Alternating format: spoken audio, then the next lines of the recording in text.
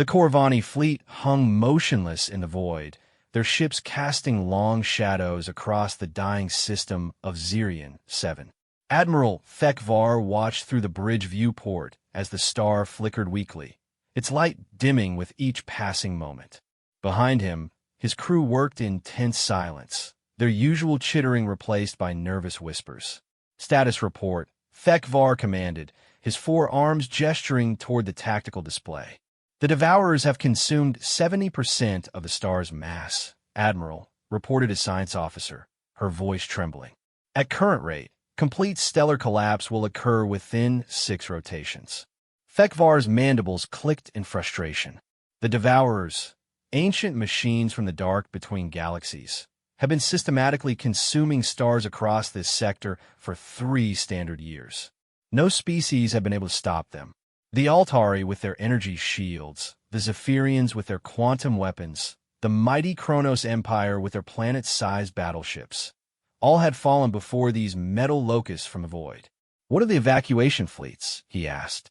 "The last transport cleared the system 2 rotations ago, sir.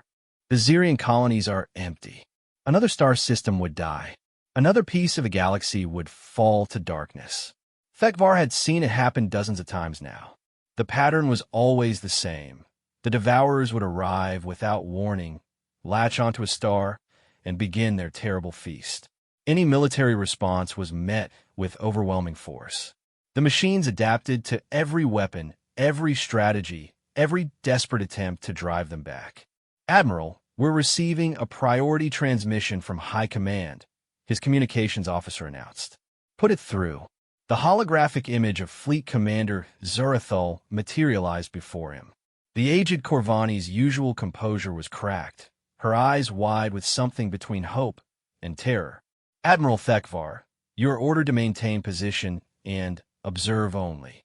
Under no circumstances are you to engage the Devourer fleet." "Understood, Commander. But may I ask why we're not retreating because the humans are coming?" A chill ran through the bridge. Every Corvani present turned toward the hologram with a mixture of curiosity and dread. Humans, the species that had emerged from the galactic rim less than 50 years ago. The ones who fought with a brutality that made even the warrior Kronos uncomfortable. The species that seemed to view impossible odds as a personal challenge rather than a deterrent. "Sir, the humans have never faced Devourers before," HFY said carefully. "Their fleets are impressive against organic opponents, but these machines are about to learn why the humans call themselves an apex predator species," Zarathul interrupted. "Their ship arrived at the edge of the system 20 minutes ago. You are to observe and record everything. The Galactic Council needs to know what happens when an unstoppable force meets human stubbornness." The transmission ended, leaving the bridge in stunned silence. HFY stared at the tactical display, watching as a single red dot appeared at the system's edge. One ship, one human vessel against a Devourer swarm that had destroyed entire battle fleets. "Long-range sensors are picking up the human vessel," his sensor operator reported. It's broadcasting something on all frequencies." "Put it through," HFY ordered. Static filled the bridge, then cleared to reveal a human voice. Calm, almost casual, with an accent HFY didn't recognize. "This is Captain Sarah Chun of the Terran Federation warship Defiant to all vessels in the Zirian system. You are advised to maintain safe distance. We are about to commence pest control operations." "Pest control?" HFY's mandibles clicked in disbelief. The humans were referring to the galaxy's greatest threat as pests. "Devourers of Zirian 7, the human voice continued. "You have 30 seconds to cease your operations and withdraw from the system. This is your only warning." On the tactical display, the Devourer swarm began to move. Hundreds of the massive machines, each one larger than a Corvani dreadnought, turned away from their dying star. They had never communicated with any species before, never acknowledged warnings or surrender demands. But something about this single human ship had gotten their attention. The 30 seconds passed in absolute silence. Then Captain Chen's voice returned, carrying a tone that made Thekvar's spine tingle with primal recognition, the sound of a predator baring its teeth. Time's up. Defiant, weapons free. Let's show these tin cans why Earth's children don't back down. The human ship began its approach, moving with purpose toward an enemy that had never known defeat. And, for the first time since the Devourer crisis began, Admiral Thekvar felt something he hadn't experienced in years.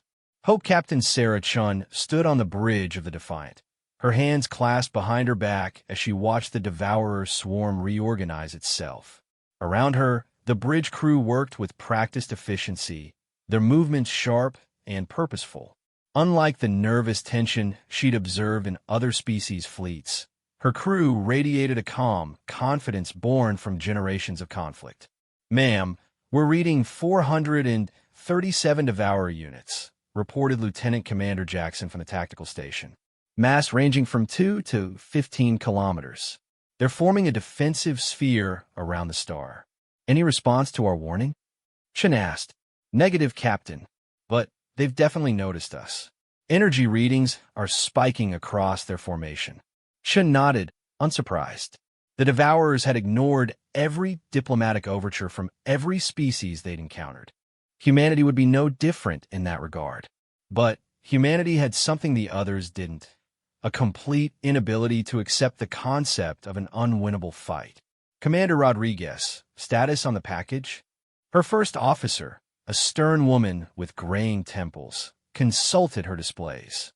"Quantum Lance is charged and ready, Captain. All targeting systems show green. The AI calculates a 93% probability of successful deployment.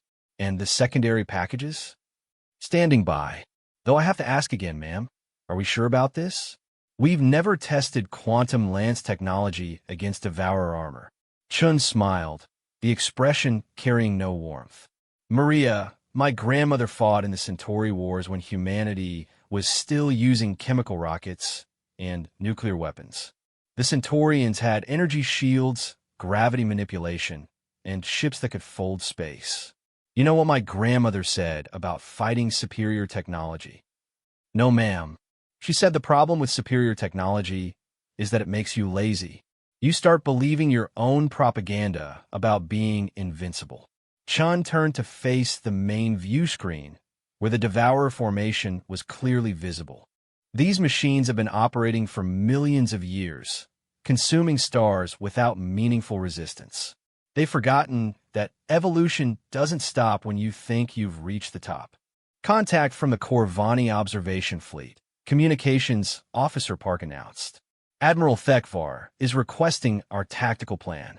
"Tell the Admiral that our plan is very simple," Chen said. "We're going to hurt them first." The Defiant accelerated toward the Devourer formation, its fusion drives painting brilliant lines across the darkness. The ship was sleek and predatory, built along principles that emphasized speed and firepower over defensive capabilities. Human shipbuilding philosophy had always been simple: kill the enemy before they can kill you. "Devourers are responding," Jackson reported. "Lead elements breaking formation to intercept. Estimated contact in 4 minutes, 30 seconds. Rodriguez, begin charging all batteries. Park, open a channel to Earth Command." "Channel open, Captain." "Earth Command, this is Defiant Actual. We are commencing Operation Prometheus. Regardless of outcome, ensure the galaxy knows that humanity doesn't run from bullies." Chen out. The first wave of Devourers approached like a wall of hungry metal. Each machine was a masterpiece of destruction, their surfaces covered in weapon ports and energy collectors. They moved with mechanical precision, calculating firing solutions and intercept vectors with computer-perfect accuracy. 2 minutes to contact, Jackson announced. "They're not slowing down." "Good," Chun said. "Neither are we. All weapons, prepare for Alpha Strike.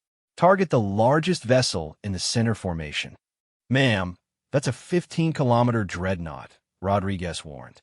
"Our intelligence suggests it would take the combined firepower of 3 Altari battle fleets to damage something that size." "Well, it's a good thing we're not the Altari," Chen replied. "Jackson, lock Quantum Lance on target. Fire when ready." The Defiant's primary weapon charged, drawing power from the ship's 3 fusion reactors. The Quantum Lance was humanity's newest development, a weapon that didn't simply destroy matter, but convinced it to stop existing entirely. In the 10 seconds it took to charge, Chen thought about the reports she'd read. Billions dead across dozens of systems. Entire civilizations reduced to refugee fleets.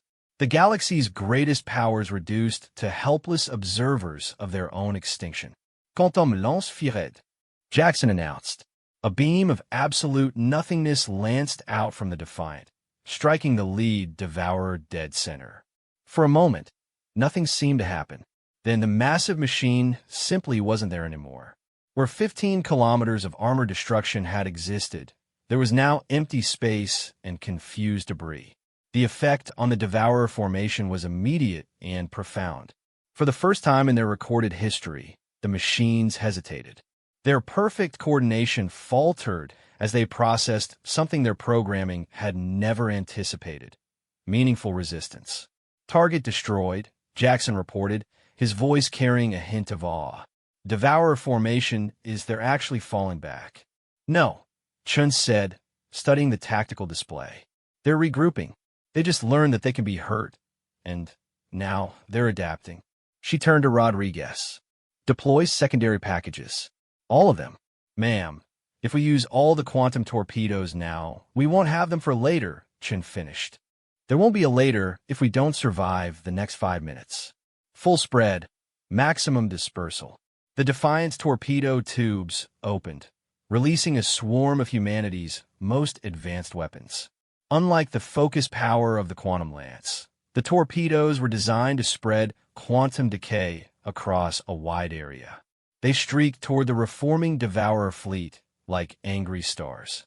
Impact in 10 seconds, Jackson announced. Devourers are attempting evasive maneuvers. Chen watched as the ancient machines tried desperately to avoid humanity's newest gift to the galaxy. Some succeeded. Most didn't. The quantum torpedoes detonated in brilliant flashes of unlight, each one erasing chunks of reality and everything occupying that space. When the light faded, nearly a quarter of the Devourer formation had simply ceased to exist. Status report, Chun ordered. Enemy fleet reduced to approximately 300 units, Jackson replied. They're reforming at maximum range, weapons charging. And our status? Quantum Lance needs 20 minutes to recharge. Torpedo bays empty. Conventional weapons at full capacity. Chen nodded calmly. They had just achieved something no other species had managed. They had hurt the Devourers badly. But now came the hard part. Now came the fight for survival against an enemy that was no longer underestimating them. All stations, prepare for close combat, she announced. And remember, we're not just fighting for ourselves. Every species in the galaxy is watching to see what happens when humans go to war. The remaining Devourer fleet came at the Defiant like an avalanche of rage and metal. Admiral HFY watched from his observation position, his 4 hands gripping the command rail, so tightly his knuckles had turned white beneath his carapace. Never in his 40 years of military service had he seen anything like what was unfolding before him. The human ship danced through space with impossible grace, its hull gleaming under the dying star's light. Plasma bursts and energy beams from hundreds of Devourers lit up the void around it, but somehow the Defiant slipped between them all like liquid mercury. The ship's conventional weapons blazed continuously, sending streams of kinetic projectiles and energy bursts into the enemy formation. How are they moving like that? His tactical officer whispered. No ship can maneuver with such precision under that kind of fire. HFY studied the display, his analytical mind trying to understand what he was seeing. The human vessel wasn't just dodging randomly. There was a pattern to its movement, a calculated chaos that seemed to anticipate the Devourer's targeting systems. Give me a direct channel to the human ship, he ordered. Admiral, we're not supposed to interfere. I'm not interfering. I am observing. Open the channel. The view screen flickered, showing the interior of a human bridge.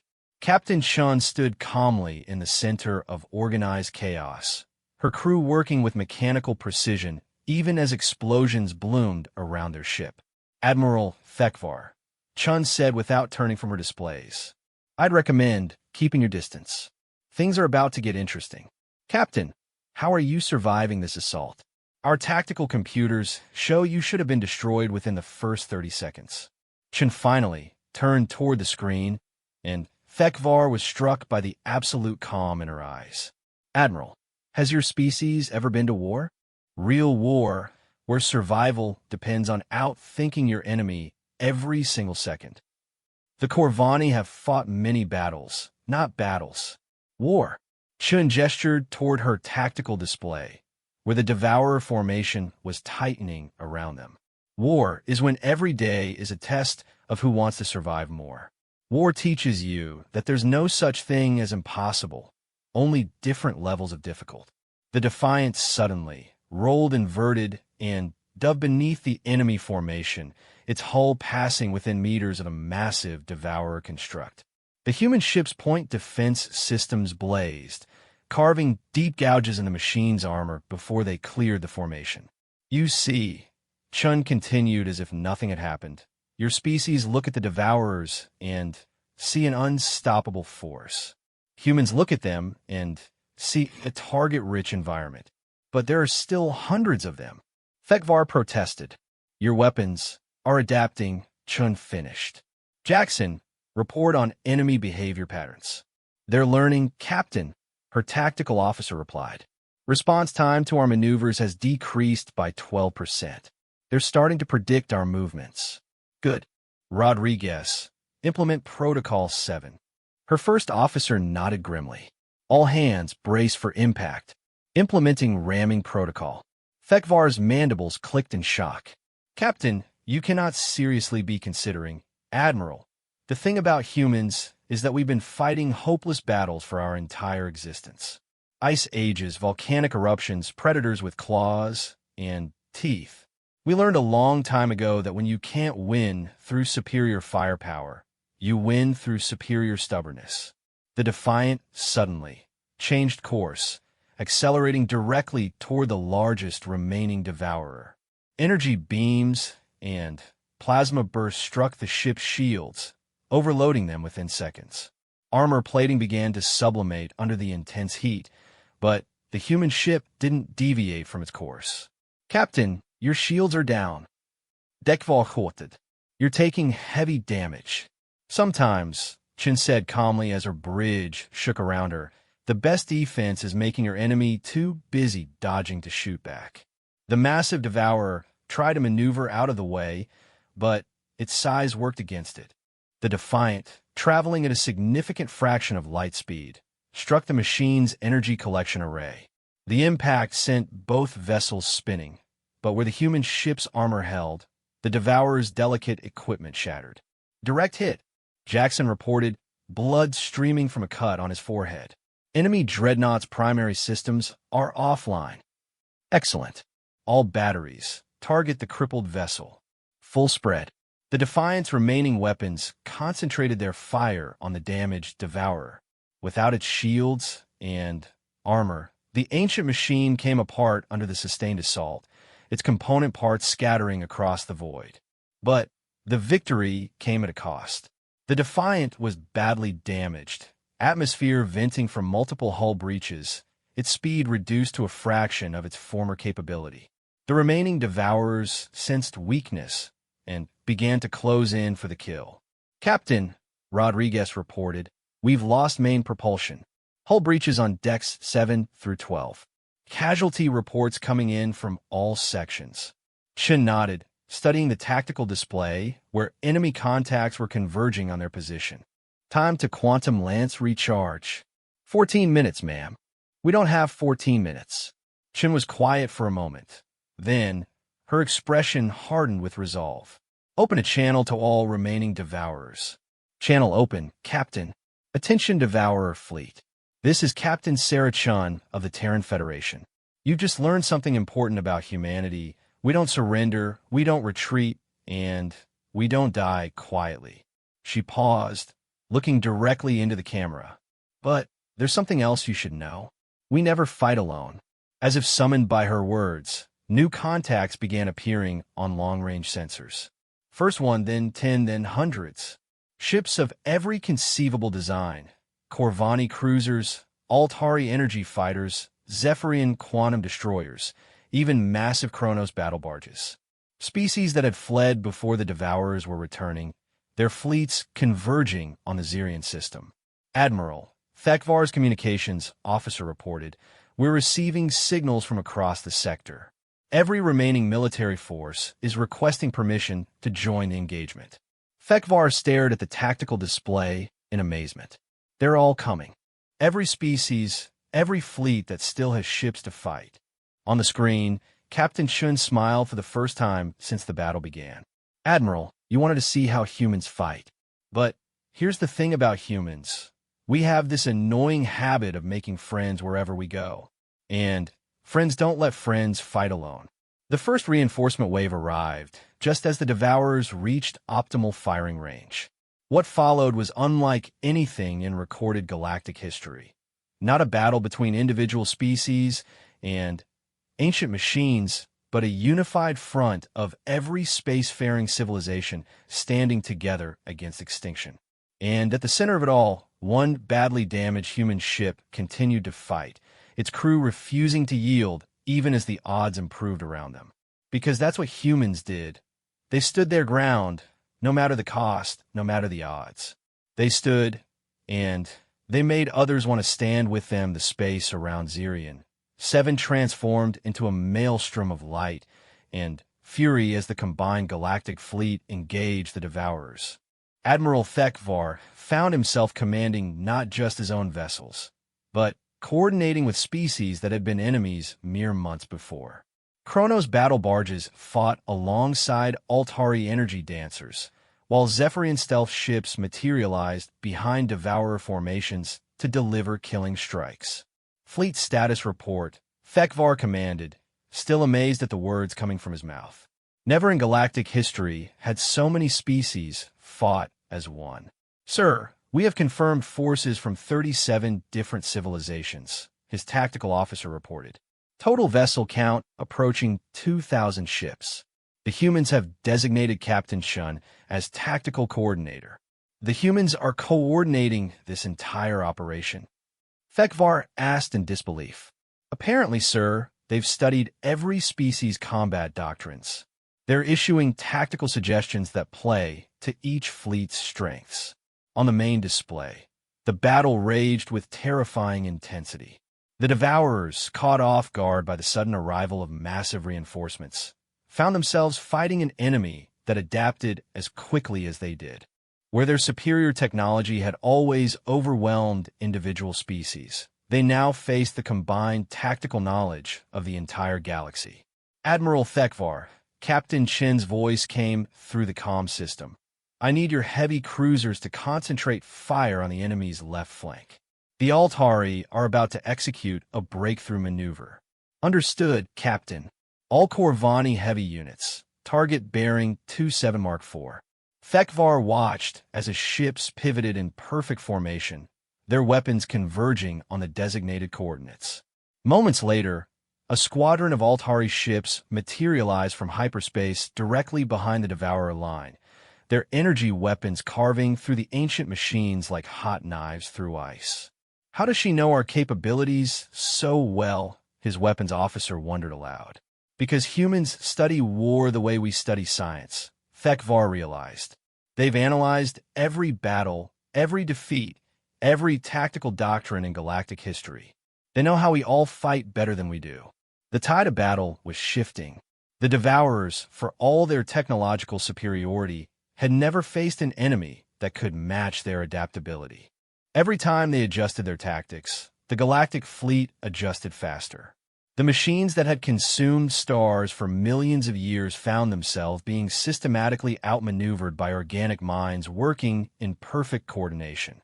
"Captain Shun," came a transmission from a Kronos battle barge. "This is General Thorak. Our forward elements report Devourer defensive formations collapsing in Sector 7. "Confirmed, General." press your advantage, but watch for their fallback positions. These machines have been fighting for eons. They'll have contingency plans. As if summoned by her words, the Devourer fleet began a coordinated withdrawal toward their prize, the dying star of Zirion, 7. The massive machines that had been feeding on stellar matter repositioned themselves into a defensive sphere around their energy source. They're fortifying around the star, Rodriguez reported from the Defiant's damaged bridge. If they complete their feeding cycle, they'll have enough energy to eliminate the entire fleet. Chun studied the tactical display, her mind racing through possibilities. The combined fleet was winning, but they were running out of time. The star's collapse was accelerating, and soon the Devourers would have consumed enough stellar matter to power weapons capable of sterilizing entire systems. Admiral Thekvar, I need you to maintain pressure on their perimeter. Keep them focused outward. Chun turned to her crew. Jackson, status on the Quantum Lance? Still 6 minutes to full charge, Captain. We don't have 6 minutes. Chun was quiet for a moment. Then, her expression hardened with determination. Rodriguez, I want you to coordinate with the fleet. When I give a signal, everyone pulls back to minimum safe distance. Captain, what are you planning? Something humans call a Hail Mary. Chun looked around her damaged bridge, at the crew that had followed her into impossible odds.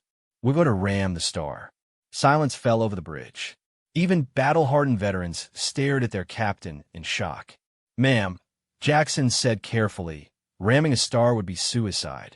The gravitational forces alone will tear the Defiant apart, yes. But it will also destabilize the stellar core. If we can trigger a premature collapse, the energy release would destroy everything within several light minutes, Rodriguez finished, including us and the Devourers. Chin turned to face her crew. I won't order anyone to stay. Anyone who wants to transfer to other vessels has 30 seconds to reach the escape pods. No one moved. Her crew remained at their stations, hands steady on their controls, eyes fixed on their displays. Lieutenant Commander Jackson spoke for all of them. Captain, we didn't come this far to abandon ship when things get interesting. Chun smiled, feeling a surge of pride that had nothing to do with species or nationality and everything to do with the courage of sentient beings choosing to stand together against the dark. All stations, prepare for stellar approach. Rodriguez, signal the fleet to withdraw to safe distance. Fleet-wide transmission sent, Captain. Admiral Thekvar is requesting explanation. Tell him we're about to light a candle that the entire galaxy will see. Chun gripped the command rail as the Defiant began its final approach toward the dying star.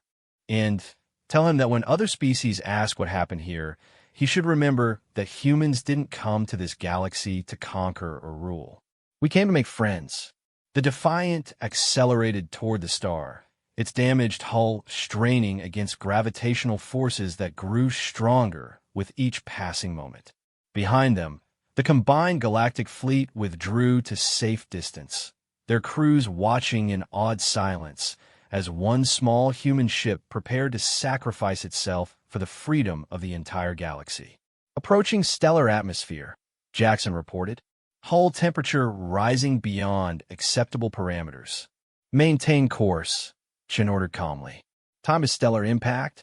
90 seconds, Captain. Around them, space filled with the fury of desperate devourers trying to stop the Defiant's approach. Energy beams and plasma bursts hammered the ship's failing shields, but nothing could alter its trajectory. The human vessel dove toward the star like a falling angel, beautiful and terrible in its final moment. Stellar impact in 30 seconds, Jackson announced. It's been an honor serving with you, Captain. The honor was mine, Chin replied. She opened a final channel to the observing fleets. To all ships, all species, all worlds that call this galaxy home. Remember that freedom isn't free, and peace isn't permanent. Stand together, fight together, and never let the darkness win. The Defiant struck the stellar core, just as Chin finished speaking. For a brief moment, nothing seemed to happen. Then, The star exploded in a burst of light that outshone entire solar systems, taking with it the last of the ancient devourers and the first human ship to die defending alien worlds. But in that moment of sacrifice, something else was born, a galaxy united, forged in fire and sealed with human blood 3 months after the Battle of Zirion 7. The Galactic Council convened for the first time in over a century with representatives from every known spacefaring species. The great assembly hall on the neutral world of Concordia buzzed with dozens of different languages and forms of communication as beings who had never spoken to each other prepared to forge a new future. Admiral Thekvar stood at the center of the assembly, his 4 arms spread wide as he addressed the gathered representatives. Behind him, a massive holographic display showed the site where Zirion 7 had once burned, where a star system had existed. Now only a nebula remained, beautiful clouds of stellar matter slowly expanding outward, seeded with heavy elements that would someday birth new worlds. Fellow sentients, Thekvar began, his voice carrying clearly through the universal translators. We gather today not as separate species competing for resources, but as survivors of an extinction event that taught us the true value of unity. Murmurs of agreement rippled through the assembly.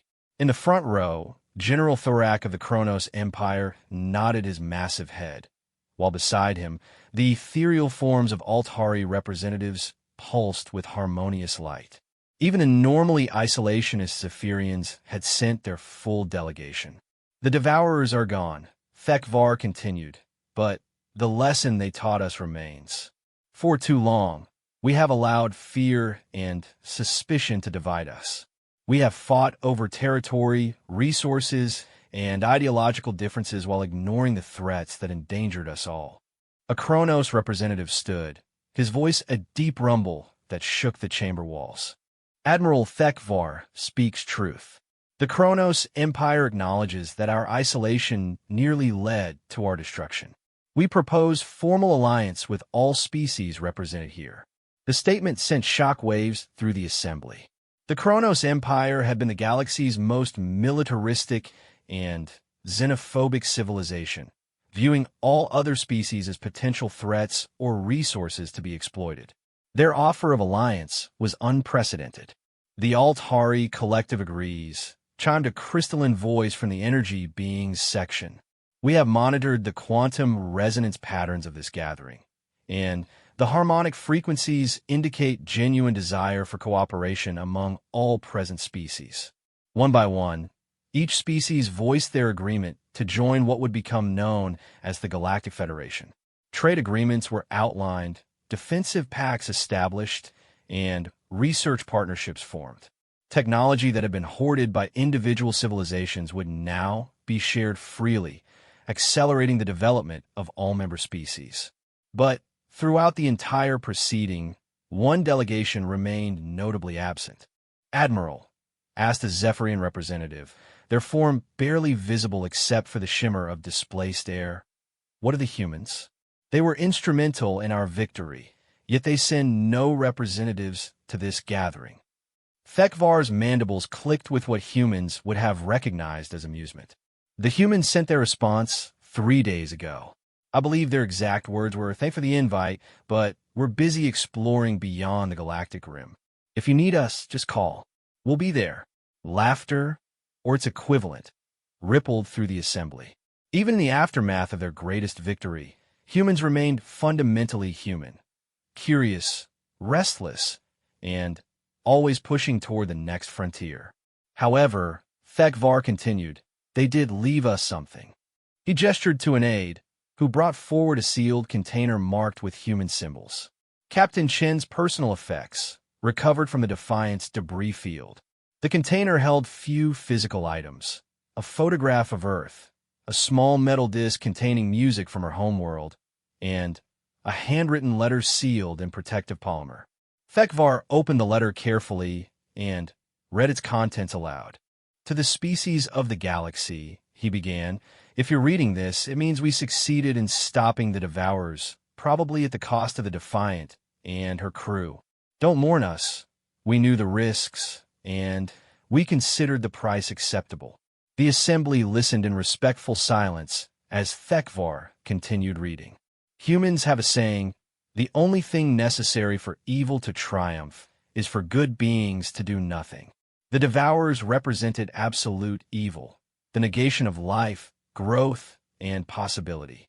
We could not allow them to continue their harvest of stars and civilizations. But this letter isn't about us. It's about you and the future you'll build together. We've seen how each of your species fights, thinks, and dreams. You are all remarkable in your own ways, and together you could accomplish wonders that none of us could achieve alone. The galaxy is vast and full of mysteries. There are ancient ruins to explore, new forms of life to discover, and challenges that will test all of our combined knowledge and courage. Don't waste time on old prejudices and territorial disputes. There's too much universe out there to explore. And remember, humans aren't the only species capable of impossible victories. We've all seen what happens when good beings refuse to surrender in the face of overwhelming odds. The galaxy belongs to all of us, but only if we're brave enough to claim it together. Captain Sarah Chun, Terran Federation Navy, first human to die for alien worlds. Silence filled the great hall as the weight of those final words settled over the assembly. Then, slowly, every being present stood in tribute to the human captain who had given her life to save species she had barely known. "The memorial is ready," Thekvar announced quietly. "A monument will be erected at the site of Zirian 7, honoring not just Captain Chun and her crew, but all who fell defending their world from the Devourers. And at its base will be inscribed the words that united us all." The holographic display changed, showing a gleaming spire of crystallized stellar matter rising from the heart of the Zirian Nebula.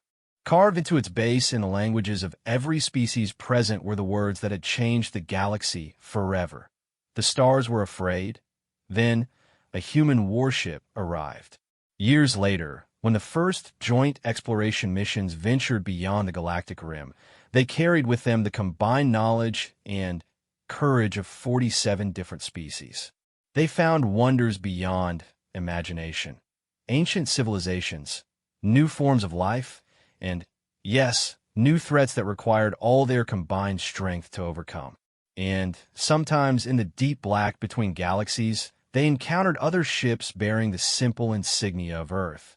Humans still pushing forward, still exploring, still willing to stand against the dark so others could see the stars. The galaxy had learned something important from humanity, that courage wasn't about being fearless, but about being afraid and choosing to act anyway. And in learning that lesson, every species discovered that they too could be brave, could be noble, could stand together against anything the universe threw at them. The stars were no longer afraid. They had humans watching over them, and humans had taught the entire galaxy how to watch over itself. In the end, that was humanity's greatest gift to the cosmos. Not their technology or their weapons, but their unshakable belief that every life was worth protecting, every world worth defending, and every species capable of greatness if given the chance to prove it. The galaxy would never be the same, and that was exactly what Captain Sarah Chun had died hoping to achieve.